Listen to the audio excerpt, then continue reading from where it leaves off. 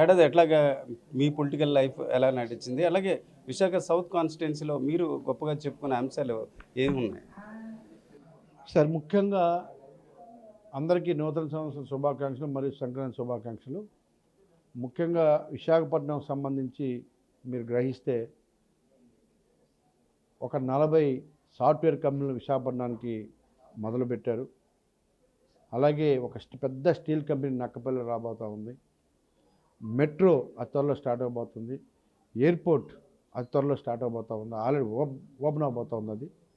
So అలా చెప్పుకుంటూ పోతే ఎన్నో సంక్షేమ పథకాలు, ఎన్నో అభివృద్ధి కార్యక్రమాలు జరుగుతూ ఉన్నాయి. కాబట్టి ముఖ్యంగా సౌత్ నియోజకవర్గంకి వచ్చేవరకు Poorna market, SL canal, Janata Bazaar, TSR complex, railway station, సావులమదులు ఉన్నటువంటి పెద్ద శ్మశాన వాటిక, నెహ్రూ బజార్, రైతు బజార్,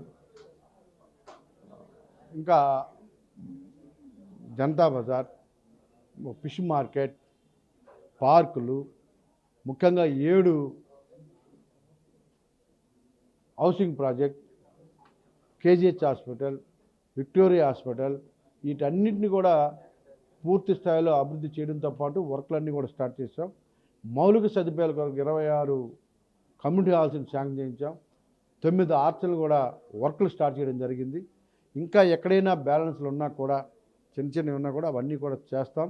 రోడ్లు చూడండి ఒకసారి మీరు విశాఖపట్నం సౌత్కి వెళ్ళి, డ్రైనేజ్ వ్యవస్థ చూడండి. గతంకి ఇప్పుడు పూర్తిగా ఎంత తేడా ఉందో. ఇప్పుడు అద్దె భవన్లు ఉంటే ఎంఆర్ఓ ఆఫీస్ కానీ, అద్దె భవన్లు ఉన్నటువంటి సబ్ రిజిస్టర్ ఆఫీస్, ఇటువంటిని కూడా ఒకే బిల్డింగ్లో వచ్చే విధంగా పాత సబ్ రిజిస్టర్ ఆఫీస్ని కూడా 2 కోట్లతో కట్టబోతూ ఉన్నాం అనే విషయాన్ని కూడా మీకు తెలియజేస్తూ ఉన్నాం.